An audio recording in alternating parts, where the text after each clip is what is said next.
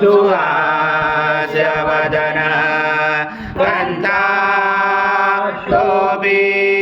समाला दण्डकमण्डलोदर कट्याकराशका त्रैगुण्यरहित त्रैलोक्यपालक विश्वनायक भक्तवत्सल कलियुगे श्री स्वामी समर्थ अवतारधारक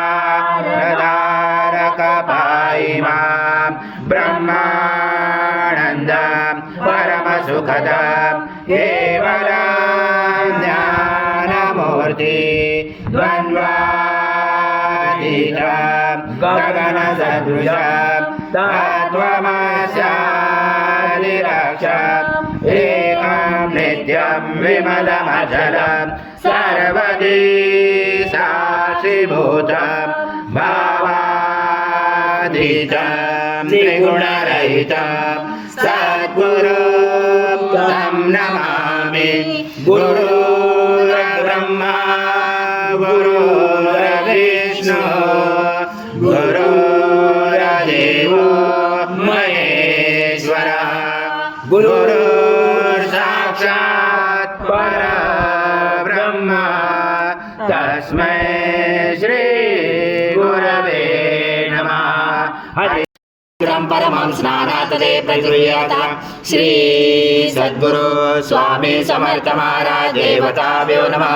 घृतस्नानं समर्पयामि घृतस्नानान्तरेण शुद्धोदकस्नानं समर्पयामि सकल पूजाते सर्व उपचाराते गन्धपुष्पं समर्पयामि शेषोपचाराते प्रार्थना पूर्वक नमस्कारं करोमि।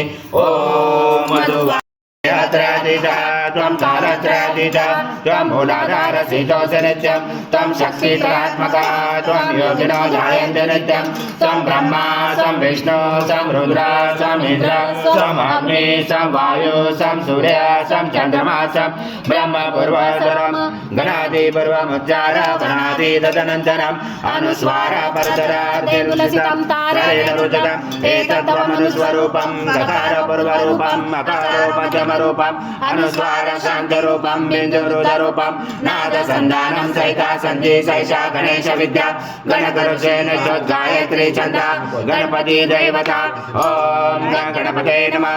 एकदन्ताय विद्महे वक्रतुण्डाय धीमहि तन्नो दन्ती प्रचोदयात्। एकदन्तं चतुर्हस्रं पाशमं कुशधारिणम्। ॐ पूर्णब्रह्माय विद्महे परमहंसाय धीमहि तन्नं स्वामी प्रचोदयात्। श्री सद्गुरु स्वामी समर्थ महाराज देवताभ्यो नमः। मंत्र पुष्पांजलि समर्पयामि। सद्गुरु स्वामी समर्थ महाराज देवताभ्यो नमः। प्रार्थना पूर्वक नमस्कारं करोमि। हरि ओम तत्सत् हरि ओम तत्सत् हरि ओम तत्सत्।